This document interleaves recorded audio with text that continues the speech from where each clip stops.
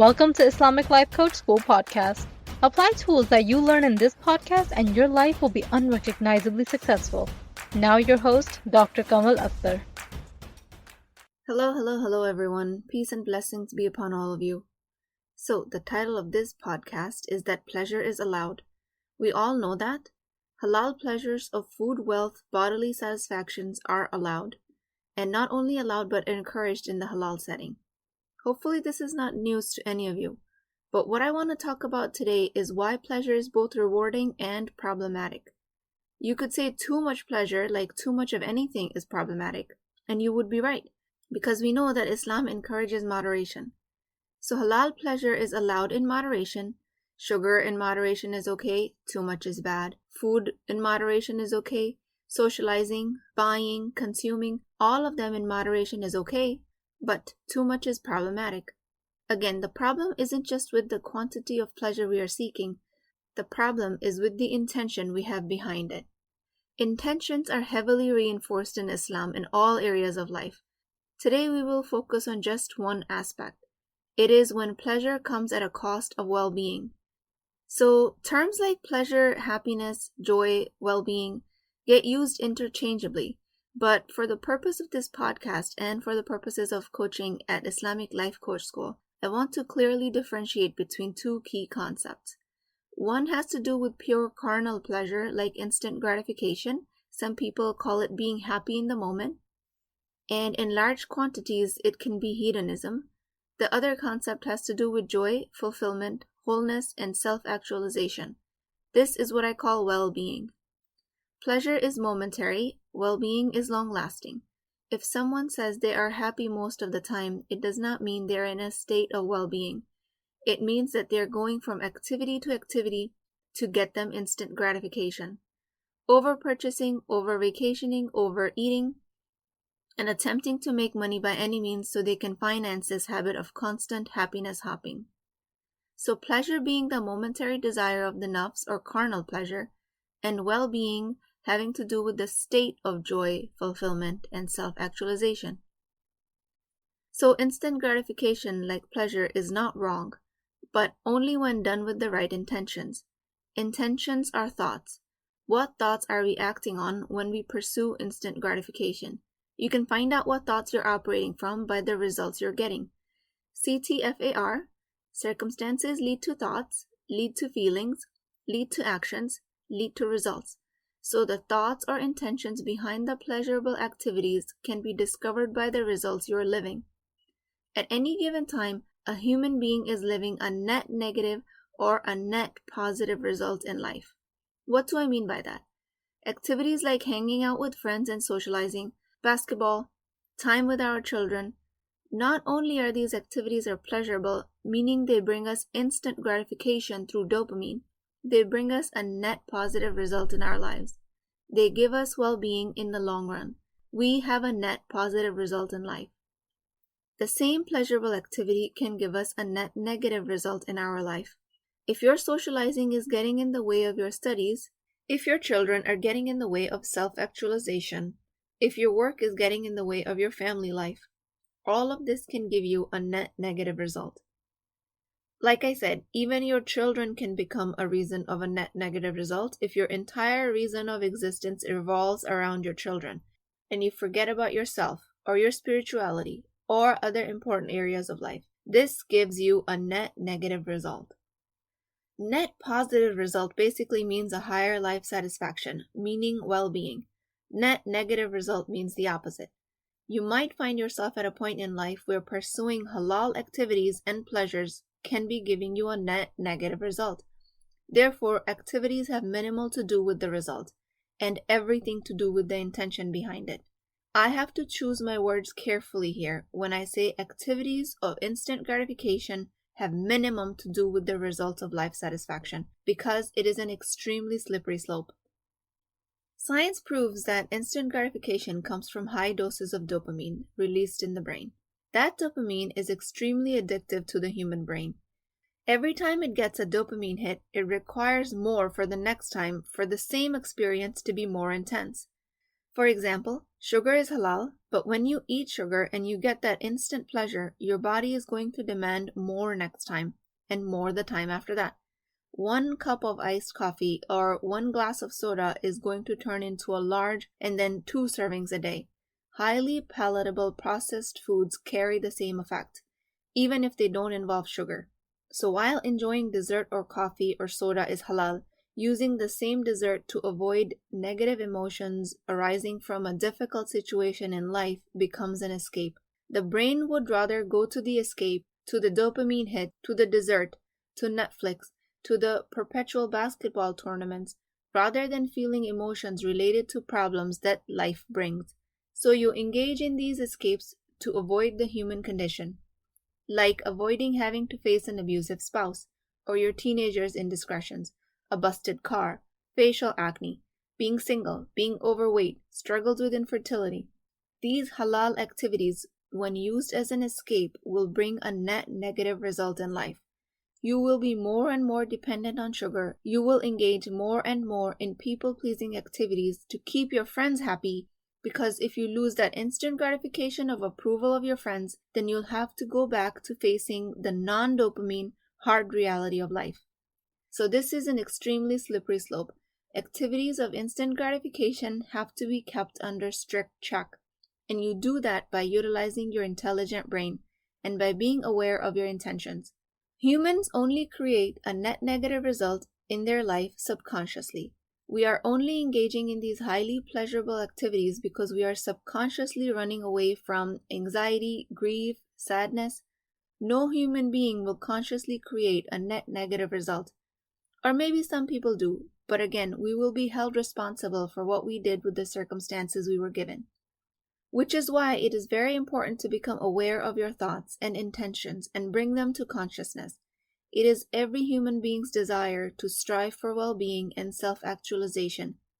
We all want a higher life satisfaction and a net positive result, but we attempt to get there by false pleasures and instant gratification. While again, this is allowed in Islam, it can be a difficult path to navigate. Here I want to expand a little bit about why instant gratification is so habit-forming. Let's take sugar for instance. Some studies even compared sugar to cocaine in terms of habit-forming. It elicits the same pleasure neurotransmitter, dopamine, without the mind alteration or euphoria of the drug like cocaine. So someone might ask, why would something so addictive be halal? Here the emphasis of halal and tayyib comes into play, where what we eat must not only be halal, but be beneficial for us. But that topic is out of the scope of this podcast, and inshallah I will attempt to touch on that later.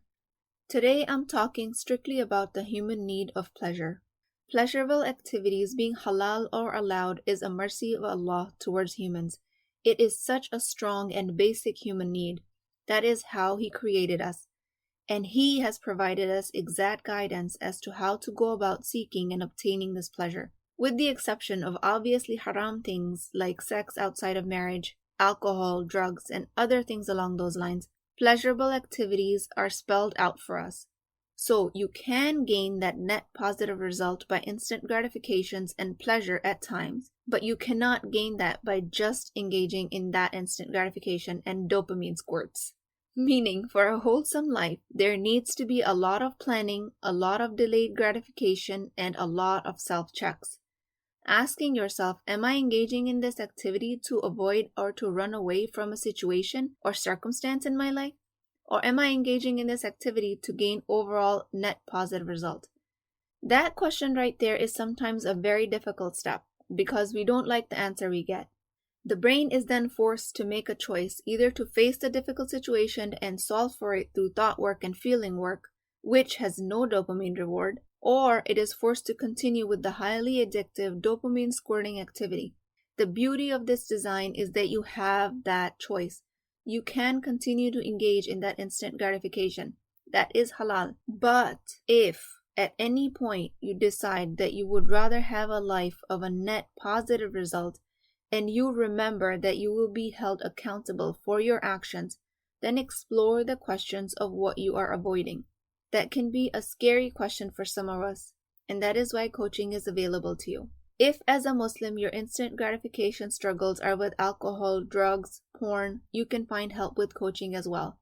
If it has to do with food, movies, consumption of goods, services, or even overconsumption of education materials, please find coaching.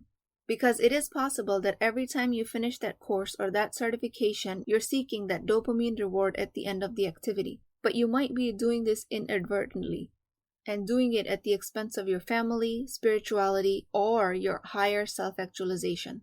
So, this must sound like a broken record by now, but since humans retain only 20% of what is taught, I will repeat. Well-being and wholesome life has minimal to do with the activity you perform. It has all to do with the thoughts behind it. Most of the time when we are living a net negative result, we are unaware of the thoughts behind our actions. All activities that give us instant gratification or a sense of pleasure are addictive. A study titled Pleasure Systems of the Brain, published by the National Institute of Health, stated, over the last decades, a growing set of results from neuroimaging studies have suggested that many diverse rewards activate a shared or overlapping brain system, a common currency reward network of interacting brain regions.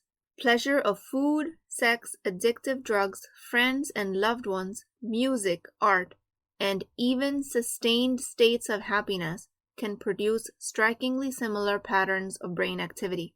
So, as always, I'm oversimplifying neuromolecular biology to make it more applicable for us by only mentioning dopamine. In the end, what it boils down to is that activities that bring us sustained pleasure give us a low, constant supply of dopamine, versus activities that give us high doses of dopamine are the ones that bring us instant gratification. So the brain is seeking dopamine no matter how you look at it. If the brain is so sneaky that everything is translated into a pleasure effect, how do we know that we're living a net negative result? And for that, I will ask you to look out for these warning signs. Usually, if you're living a net negative result, you will find yourself living under your potential. There will be an overall general sense of dissatisfaction in your life. There will be reactivity, frustration, and regret. So look for these warning signs and don't ignore them. People who come to me for coaching are looking for a net positive result, but they don't know how to get there. And it brings me immense pleasure to show them that they can continue to do pleasurable activities and still gain well-being and wholeness. And that is the best part of my job. I come out looking like a hero, really. So overall, if you have a constant urge and desire to achieve a goal, do something more, to contribute, to create a legacy, that's your brain's way of telling you to create a net positive experience of life. In coaching, people also discover what negative emotions they've been running away from, what calling they're ignoring. People are also very surprised to find out that they're using seemingly benign, overtly joyful activities to create a net negative experience in life. So if you're at a point where you would like some answers because your brain search is turning up nothing, or the same results keep appearing in your life over and over again, then it's time for coaching. Please find me at IslamicLifeCoachSchool.com. The most transformative moments happen during coaching. I've made it a mission in my life to transform as many minds as I humanly can. InshaAllah, I'm going to be coaching one-on-one throughout the year 2021, and I will not rest until I've achieved that goal. So there is a net positive result that I have not mentioned so far in the podcast, and I saved that one for the end because I believe it to be the most important one. And that is the ultimate net positive outcome of gaining a place in Jannah, or paradise. And how beautiful is this design, alhamdulillah, that we can use our worldly pleasures and align them to get this ultimate reward. You can utilize pleasure, a gift to humans, and still earn a place in Jannah. This is in striking contrast to belief systems that only encourage abstinence from the basic pleasures of life. I personally don't know of anyone that does not engage in some sort of instant gratification. And for us as Muslims to be able to utilize this to create our own path to Jannah is a beautiful mercy that Allah subhanahu wa ta'ala has granted us.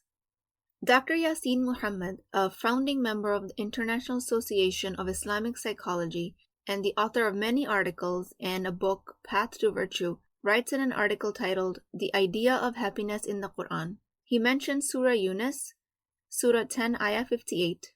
Say, in the bounty of God and His mercy, in this then, let them rejoice. That is better than what they hoard of worldly goods. Thus, if one rejoices in these material bounties purely for the sake of worldly acquisition, then it is blameworthy joy. However, if one rejoices in it as a gift from God and for the benefit it brings, then it is praiseworthy joy. So, what we are calling a net negative and a net positive result in life, he is calling blameworthy and praiseworthy joy. In other place in the Quran, in Surah Al-Hadid 57 verse 20, one translation reads, "Know that this worldly life is no more than play, amusement, luxury, mutual boasting, and competition in wealth and children. This is like rain that causes plants to grow, to the delight of the planters. But later the plants dry up, and you see them wither. Then they are reduced to chaff. And in the hereafter there will be either severe punishment or forgiveness and pleasure of Allah. Whereas the life of this world is no more than the delusion of enjoyment." Ooh, sends chills down my spine. Don't slip on the slippery slope of pleasure. So why go down the slope if there is a high chance to slip? Why run after money? Why eat any pleasurable foods? Why play basketball? If these pleasurable activities are going to be addictive and they create a compounding effect that we need more and more each time, then aren't we setting ourselves up for failure? So you can refrain from all of that. You have that choice that is available to you. But to me, it's navigating that human struggle while striving for the best in this life and hereafter, InshaAllah. I can set really high ambitions and goals for myself and check in from time to time if I'm slipping, readjust my intentions and keep moving forward. Because you will deviate from the straight path. You will make mistakes. You will slip. We have established in previous podcasts that mistakes are hardwired in humans. So why not make mistakes while reaching for the impossible? Why not embrace the discomfort that life has to offer and keep moving forward? My forward momentum is fueled by my desire of coaching every Muslim woman on this planet. InshaAllah. I know it's an ambitious goal, but we all need coaching. Coaching is an outside perspective on your own human brain so you can see what changes to make. Everyone needs that outside perspective. So for me personally, I would rather make mistakes moving forward, enjoy the halal pleasures, readjusting my thoughts and intentions from time to time. There are plenty of people out there that will give you advice and tell you to completely abstain from pleasure, and it's fine if it works for you, and it finds if it works for them. More power to all of you. You can't stop sugar altogether. You can't stop watching TV altogether. You might not even have a TV in your house. That is totally available to you, and I wholeheartedly respect that. There are also people that are living an ambitious life and attempting to enjoy pleasures in moderation. Both paths of complete abstinence and moderation have room for error. I have chosen my path, and I am proud to say I have chosen it consciously, alhamdulillah. I will do whatever is available to me to self-correct, including coaching. Yes, I have a coach. This self-correction brings me to the last point I want to make, and that is to do with Ramadan and fasting. This is a source for self-check for Muslims to see how much they have become dependent on pleasures throughout the year. If you're listening to this podcast outside of Ramadan, you can still practice the restraint from pleasure with fasting on other days. So basically, humans are wired for pleasure, and Allah has allowed pleasure from His infinite wisdom and mercy. Instant pleasure brings instant gratification because of high doses of dopamine. Joy, well-being, and self-actualization, on the other hand, bring low, sustained doses of dopamine over a long period of time. Dopamine obtained either way is addictive to the human brain. Humans looking to live a life of higher purpose and wholeness have to reset their dopamine meters every now and then and make sure they're not slipping into false, pleasure-seeking behavior in the name of joy. Ramadan brings the benefit of resetting these habits among the many other physical, psychological, and spiritual benefits. That in itself is a way to gain the net positive result in this life and in the life of the hereafter, in Jannah. So I described these concepts in detail to come to a conclusion that resetting in Ramadan is a must. Schedules are hectic, sleep cycles are disturbed, but this is to force us to become aware of false pleasures we have become accustomed to. Make use of it. You need it. With that, I pray that Allah make us of those who are able to make the most of the benefits of this Ramadan and all of the future months of Ramadan. May Allah subhanahu wa ta'ala grant us many more of these months and make us of the people that are able to carry these benefits over to the rest of the year. Please remember me in your du'as. Leave me a review on iTunes. Maybe someone else will discover this podcast and inshallah gain benefit because of a review you left. And we can all share the blessings. Plenty where that came from, inshallah. I will talk to you guys next time.